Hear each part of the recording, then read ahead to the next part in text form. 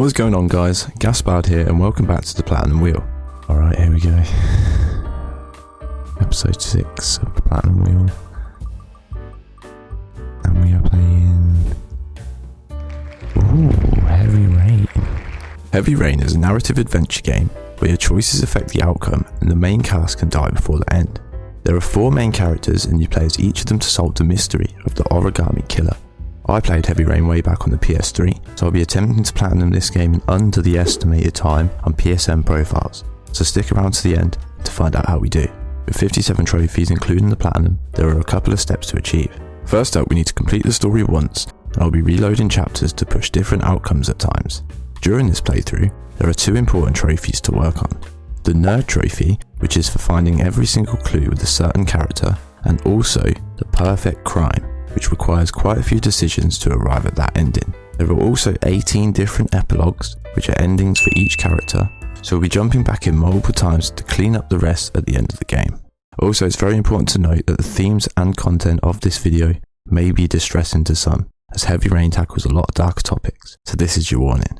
We start out as Ethan Mars, devoted father, loving husband, and dedicated architect, and it's in this first chapter we can start hunting our first trophy. First of all, we need to complete the sketches of the building up until Ethan signs it. Soon after, the wife returns home with the kids and asks us to set the table for their son Jason's birthday. This is the second step towards the trophy. And finally, we need to go out to the garden and play with the boys until the game forces you to stop. Easy enough, right? Another thing to note about Heavy Rain is that some trophies don't pop straight away, and you do have to wait a few chapters until a new change of load screen. And so this first trophy shouldn't pop until the end of chapter 3. Next we take the boys to the mall. Jason walks off and decides he's literally deaf now, and this happens. What an idiot.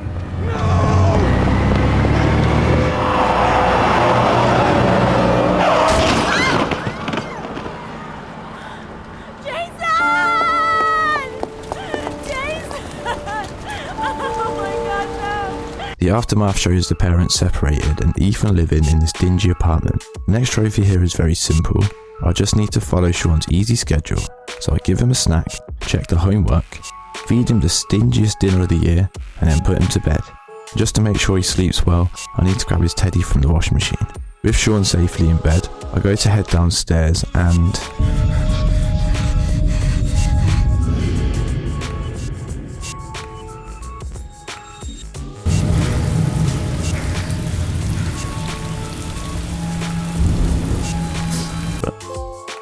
we got the interactive drama trophy, good father trophy. Oh, for fuck's sake, we missed the first one. With those 3 chapters, we popped 2 out of the 3 trophies we were supposed to get, and unfortunately the happy birthday trophy from chapter 1 decides not to pop. This now means I need to replay chapter 1 to 3 again to have another chance at the trophy. I can tell you for sure I did nothing wrong here, as after 2 more attempts the trophy finally popped. I'm really not sure what happened there, as I didn't do anything different, but definitely an annoying way to start a platinum. Moving on, and we're introduced to Scott Shelby, our next character, private investigator working on the case of the origami killer. There are 2 trophies in this chapter. The investigation leads Scott to Lauren's place, a mother whose child is the victim of the origami killer. For context, this is a serial killer who kidnaps young boys and drowns them. Pretty serious stuff. Lauren lets Scott in under the pretense that he's a paying customer, and the first thing you need to do here is convince her to talk about her son by choosing the right dialogue options. A bit later on our way out, Shelby has an asthma attack outside the door, long enough for a different client to arrive. Lauren screams, and we play White Knight, beating up Troy, unlocking. We got the private eye trophy. That's from leading Lauren to talk about her son. And the White Knight trophy for beating up Troy. Now we're playing as Norman Jaden, FBI and serious drug addict. He has a unique pair of glasses that allow him to investigate clues deeper, and in this chapter we need to interact with all clues here with them. We meet Blake here, who is honestly just an asshole, and then I make sure to inspect everything available. Stuff like the tent is obvious, but also you need to climb the bank and find this high tracks at the top, which can be easy to miss in my opinion. Doing so gets us a trophy, and 1/4 of the way to the Nerd Trophy. It's Norman. I got the FBI Investigator trophy. Let's go. Back as Ethan now, and we're at the park with Sean. We play 2 games with him here, and then buy him some candy, before he jumps on a carousel, and Ethan blacks out again. Where's your boy?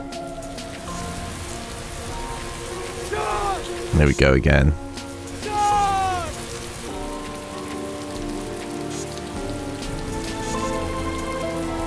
Damn, man.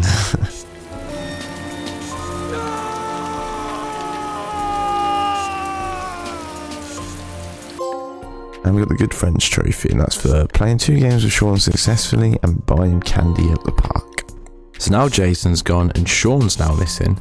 At the police station, we need to remember the details of the incident correctly. So, the time was 4:15 and Sean was wearing a beige jacket and green trousers. And we got the Got to Remember trophy for remembering the time it was at the park and what Sean was wearing. Let's go. Back to Scott, and we're questioning Hassan in his shop, another parent of one of the victims. After getting nowhere and deciding to leave, a robber comes in at gunpoint and we have to convince him to leave with the right dialogue options to calm him down. And we got the Negotiator trophy. Once we obtain that trophy, this is the first reload for a different outcome. This time, instead of convincing the robber to leave, I need to let Hassan be killed to work towards perfect crime. So this is the timeline to continue with. We now meet our final member of the 4, Madison Page, journalist and insomniac with possibly some serious mental issues. She goes through a pretty scarring hallucination, and that's all for Madison for a while now, but don't forget her. The next 3 chapters all merge into one, and we have 3 trophies to hopefully pop at the end here. Ethan sent a letter, giving him the location of a locker and hopefully a hint to find his son. We need to escape Ethan's place, avoiding the paparazzi by going out through the back and driving off. Out at the station, Ethan has a panic attack, and in this frozen time state, we need to knock down 50 people for their agoraphobia trophy. I accidentally left and didn't think I did enough, so I quit out and this happened. What did we get? Oh, we already got that one. It's just, I assume because we did it last time, so it's nice this. Oh, what? No! No! That's okay, but I've reloaded for nothing. So all we need to do now is find the locker on the first try at row 18, locker number 3, to find a mysterious shoebox. What's in the box? There we go, lucky locker. Ethan takes the shoebox to a motel, and inside he finds 5 origami figures. A phone showing Sean's alive but trapped in some kind of well, and also each of the figures has a location for a crazy trial that if he passes them, he will receive the address to save his son.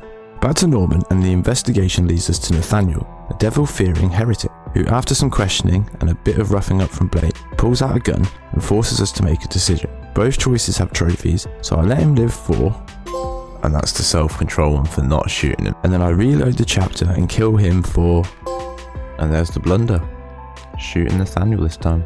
Scott's found himself at another victim's home, and the mother of a young baby is in no state to take care of her child. We need to change its diaper, heat up the bottle, and feed her and put her to sleep without any mistakes. I thought this one would be annoying because of the awkward controls, but I actually go the first time. And we got the Baby Master trophy. The next chapter of Ethan sees us take on his first trial. This one we have to drive against traffic and choose the perfect inputs to achieve a couple of trophies. The Good Driver trophy popped first time for passing the trial. We got the Good Driver trophy. Complete the bear trial. But Kamikaze took multiple attempts.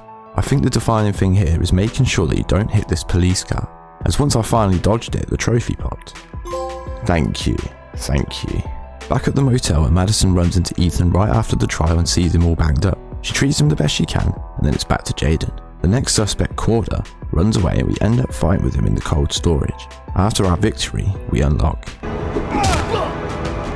I'm a Jaden. And we got the Cat and Mouse trophy for being Corda. Easy. Back at Scott's place, and Lauren shows up and gives us an envelope that could be a potential lead. We end up teaming up with her as partners. We then head to a party to find a guy called Gordy Kramer, and we beat up his bodyguards and obtain. And we got the Tough Guy trophy for beating up Gordy's bodyguards. Let's go. Now for Ethan's second trial. This one has us crawling through a ventilation shaft covered in broken glass. After we get through that section, there's a giant electrical station standing in our way. First of all, I leave through the Coward store, and this unlocks. There we go, there's the Coward trophies. Before we reload, and this time complete the trial successfully, getting us another piece of the address, and there we go, that's the Electrified trophy. That one's for obviously completing it that time. Madison nurses Ethan once again, and during this, his ex-wife tips off the police about Ethan's blackouts, putting him in the limelight as the main suspect. Jaden and Blake head to Ethan's shrink to get information about his mental state, and again we have 2 choices here. First, we stop Blake from hitting the psychiatrist. Stopped him. Good cop. And then we reload and let Blake do his thing this time. And there's the bad cop trophy this time, we're gonna run with that. Ethan's third trial is a brutal one. We have to cut off a finger this time, so first I decided to do the worst one and cut it off with scissors. Do it! You have 4 minutes left. Oh no. Oh no. With the scissors as well.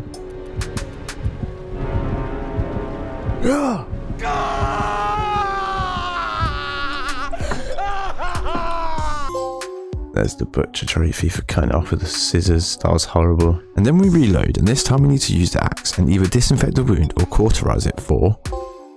And there's the gold finger trophy. Madison somehow finds Ethan and the police have the place surrounded. We escape out the window and across busy traffic to get to the train station, escaping Blake and unlocking the fugitive trophy. There we go.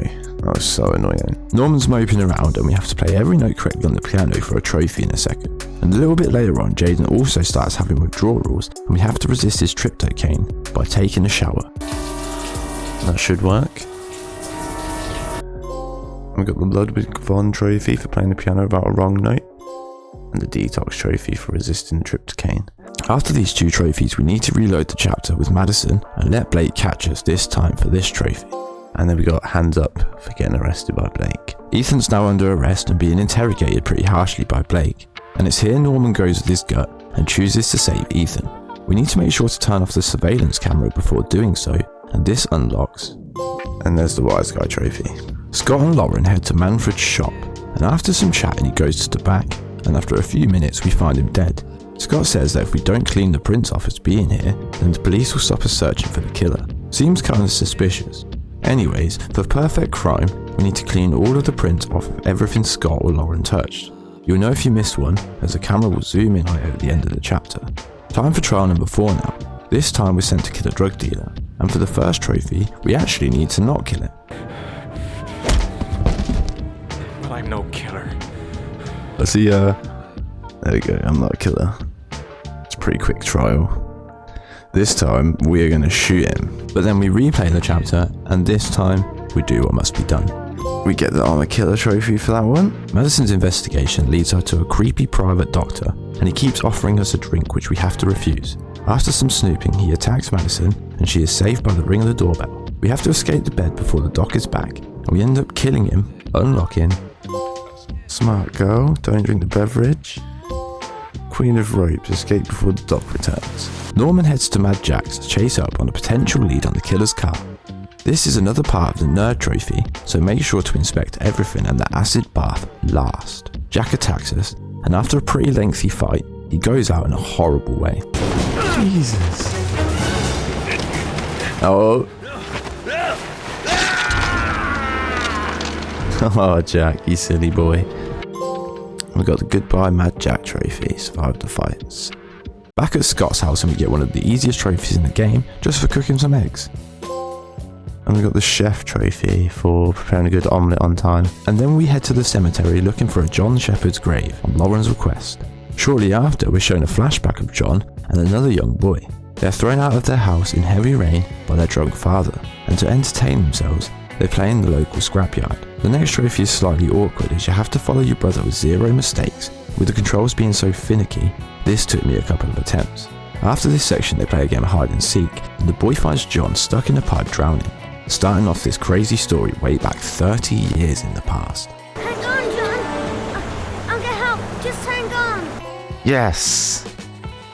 Nice. It didn't count that tiny little slip up. We're back on the investigation as Madison, and after convincing Paco to take us up to his room upstairs, he demands a striptease. For this trophy, we only unbutton the shirt, and then Paco is knocked out and gives up the information honestly quite easily. And there we go, Pride saved. Didn't get to see her with all her clothes off, sadly. And Norman Jaden's kind of party. Jaden arrives at the same club, and before he gets to Paco, somebody shoots him in his room. Norman ends up in a fight with the killer, but he escapes. Here we need to examine everything in this room for the nerd trophy. Back at the hotel, and Madison kisses Ethan, and I'm honestly put through one of the most uncomfortable intimate scenes I've seen in a long time. As Ethan goes to leave, Madison's diary falls out of her coat, and Ethan finds out she's a journalist. This really upsets him, and we're given a choice whether to forgive her, and for now, we have to let her off. Downstairs at the entrance to the motel, Madison finds the police swarming with cops. We have to ring Ethan's room 207 to warn him and escape. We run as Ethan and climb to the top of the roof to escape and unlocking jump. Holy fuck!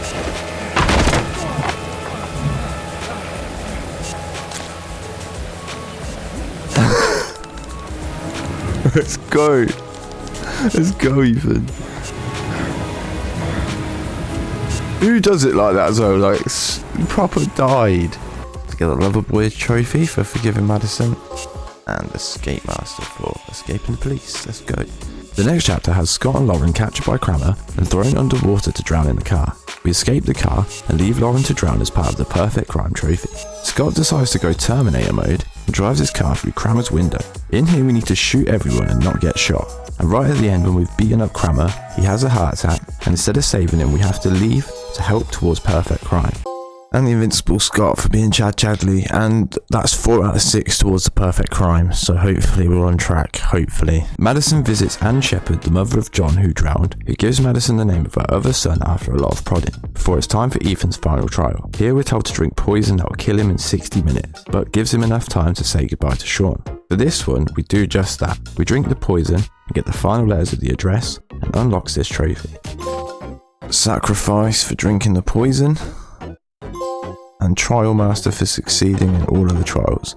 With those 2 trophies ours, we reload and this time refuse to drink the poison. Back in the car, when you're given a choice of 3 locations, you need to pick road to find out where Sean is held and unlock the Clever Dad trophy, which also doesn't unlock for a while. Jaden's close to cracking the case too. We need to analyse the files here, find out that the killer is or was a cop. Don't accuse Blake though, as it voids the trophy. Once we analyse everything and finish the chapter, we finally obtain the Nerd trophy. And that's the Nerd trophy for finding all the clues. Easy enough. We then have to witness John Shepard's awful father. Dad, it's John! He fell into a pipe! Ah, He's get out of coming! here, you little pest! Leave me He's gonna alone! come, Dad! Come on, John's gonna die! John's gonna Well, die! that'll be one less greedy mouth to feed, won't it? And then it cuts to the true origami killer. Anyways, after Scotty burned all his evidence, we're given some insight into how we did everything through quick flashbacks. We switch to Madison, and here at Scott's place we find a secret room in his cupboard, and it has all the evidence, and we even find Sean's location. Scott catches Madison in the act, and we let her die for the second to last requirement of Perfect Crime. And we got the Clever Dad trophy finally from earlier. Now at the end of the first playthrough, and we have a few trophies coming. We save Sean with Ethan. Scott arrives and is about to shoot him before Jaden appears to save the day. We fight with Scott and he's about to fall to his death, and we have an option to choose to save him. And instead, Jaden falls here for the final piece of Perfect Crime. Sure. Right, so we got Save the Kid. This morning, when the police announced that they had found Sean Barr, Simple Mind 4 days after saves the origami killer. Heavy Rain Hero for finishing Heavy Rain. Perfect Crime, there we go. Clear Manfred chop of evidence, let Lawrence, Hassan and Kramer die, kill Madison and Jaden, and origami killer got free. We unlock 5 endings, and with all that done we're sitting on 49 out of 57 trophies. Now it's time for the cleanup. We jump back in at the second to last chapter, and this time we help Madison survive by climbing into the fridge and dodging the explosion. Let me get the trophy now, cold as ice. And now we have a different path for the end. Here we need Madison to escape the police and warn Ethan in the warehouse. We kill Scott as Jaden this time and save Sean again for, and there was the 4 Heroes trophy. this morning, when the police For completing the story with 4 characters alive. Let's go. We load back in at the final chapter, and this time do nothing as Norman and Madison, leading to Madison being arrested, Scott killing Jaden, and Ethan being gunned down by the police, unlocking us the next trophy and some more endings. And that's the So Close trophy, and we got that one for reaching the end with all characters and failing. Now this sequence starts all the way back at the motel. Here we kiss Madison, but after finding out her secret, we don't forgive her, and she leaves, allowing Ethan to be arrested. And that's the unforgivable trophy for not forgiving Madison this time. Then, instead of letting Lauren drown with Shelby, we make sure we save her this time. There we go, swimming instructor. Saved Lauren underwater. After Shelby goes psycho in Kramer's villa, we let him live this time by giving him his pills and save his life for... There's the kind hearted trophy. And so this is it, the final reload. Back to Scott's, and Madison escapes with the address this time. We can't get any help though, as Ethan's in jail now, and Jaden has given up. So Madison goes it alone. Here she saves Sean and watches Scott fall to his doom, unlocking us the last endings that we need, and that's all the endings. I'm a father too. And you know what that means, ladies and gentlemen? Let's go. That one was full of glitches, full of separate choices, multiple decisions, but I really enjoyed it. And there we have it, guys. Another amazing platinum and a great one for number 50. We managed to finish up in around 17 hours, and I think an hour or so is probably idle time. So very doable in under 20 hours if you have knowledge of the game in advance. Hope you enjoyed this video. If you did, don't forget to press those buttons. It helps me more than you know. Take care, guys. Gaspard out.